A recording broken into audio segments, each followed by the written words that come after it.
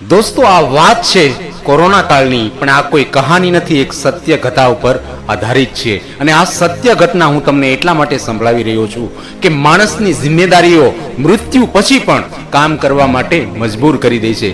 દોસ્તો, આ વાત છે રાજસ્થાનની, અને રાજસ્થાનના એક નાના એવા ગામની. એ ગામની અંદર એક વિનોદ કરી અને એક છોકરો રહે છે. તેમની ઉંમર આશરે 30 વર્ષ જેટલી છે અને તેમના લગ્ન થઈ ગયેલા છે.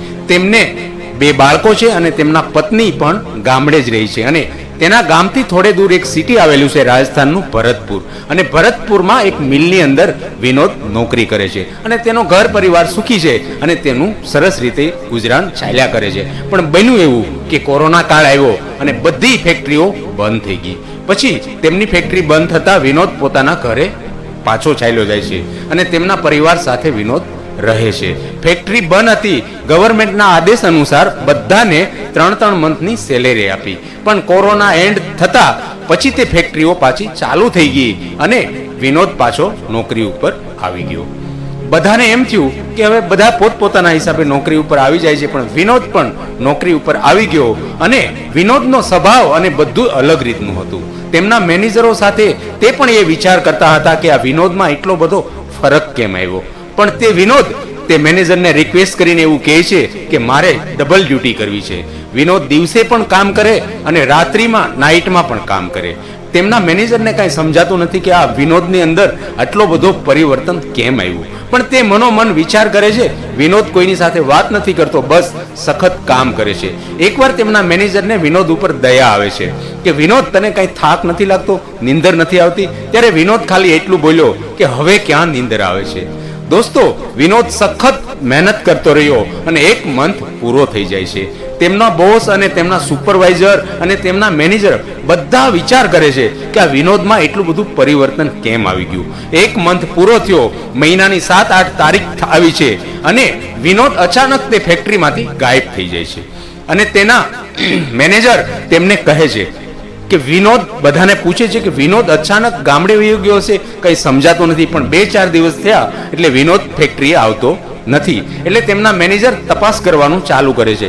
બધા તેમના સાથીદારોને પૂછે છે કે વિનોદની કાંઈ ખબર ખરી? બધા લોકો એવું કહે છે કે ના, એ અમારી સાથે વાત પણ નહોતો કરતો અને વિનોદમાં એટલું બધું પરિવર્તન કેમ આવ્યું તેનો પણ અમે વિચાર કરીએ છીએ. પછી થોડાક દિવસો વીતતા તેમના મેનેજર તેમના ઘરે જાય છે અને તેમના ગામડે જઈ અને વિનોદના પૂછતા વિનોદના ઘરે જાય છે. અને ઘરે જઈને જોવે છે તો તેમના પત્ની અને તેમના બાળકો રમતા હોય છે. ત્યારે તે મેનેજર જઈને કહે છે કે વિનોદ ક્યાં છે? ત્યારે તેમની પત્નીએ કીધું કે માફ કરજો, વિનોદનું તો મૃત્યુ થયું, એના 3 મહિના થઈ ગયા.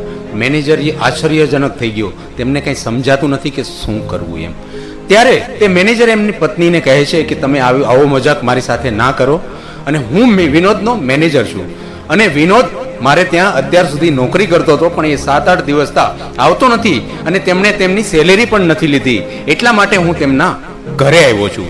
ત્યારે તે તેમના પત્ની કહે કે વાંધો નહીં, તમે બેસો થોડીક વાર. ત્યારે તેમના પત્નીએ તેમના આજુબાજુમાં રહેતા તેમના કાકા કુટુંબને બોલાવ્યા અને બધા ભેગા થાય છે.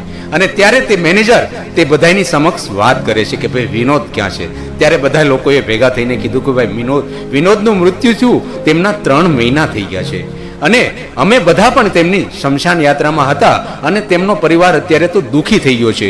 આ બાળકો નાના છે. મેનેજરને વાત કાંઈ સમજાતી નથી કે હવે શું કરવું. તે એકદમ મુસીબતમાં મુકાઈ જાય છે. પણ પછી બધી વાતની ડિસ્કસ કરી અને આખીરે તે મેનેજર તેમની સેલેરી તેમના પત્નીના હાથમાં આપે છે. કારણ કે વિનોદે ડબલ ડ્યુટી કરી હતી અને ટોટલ એની સેલેરી 50,000 રૂપિયા જેવું થતું હતું. ત્યારે તે મેનેજરે ખુશીથી તે પૈસા તેમની પત્નીને આપ્યા અને એક વિનંતી કરી કે બસ મને ખાલી તમે એટલી વાત સમજાવો કે વિનોદની સાથે તમારે કોઈ આ રીતની વાત થઈ હતી કે હા? તેમના પત્નીએ કીધું કે વિનોદનું મૃત્યુ થયું ને ત્યારે તેમના બાળકોની આગળ હું રડી અને ખાલી એટલું કહેતી હતી કે જો થોડા ઘણા પૈસા 40-50,000 રૂપિયા થઈ જાય ને તો આપણે અહીંયા નાની એવી દુકાન બનાવી લઈએ અને આપણું ગુજરાન ચાલ્યા કરે. અને આ વાત કદાચ વિનોદે સાંભળી લીધી હશે અને તેમણે આ વાતનું સપનું પૂરું કરવા માટે વિનોદ કદાચ પાછા આવી અને નોકરી કરી હશે. મેનેજરે તેમને ખુશીથી પૈસા આપ્યા અને તે પછી મેનેજર ત્યાંથી ચાલ્યા જાય છે. દોસ્તો, આ કોઈ કહાની નથી, આ એક સત્ય ઘટના છે કોરોનાની. એટલે જ કહું છું કે માણસની મુસીબત અને માણસની મજબૂરી માણસને ધરતી ઉપર પાછો લાવવા માટે મજબૂર કરી દે છે. અને તમને આ વિડીયો કેવો લાગ્યો ચોક્કસથી કોમેન્ટમાં કહેજો.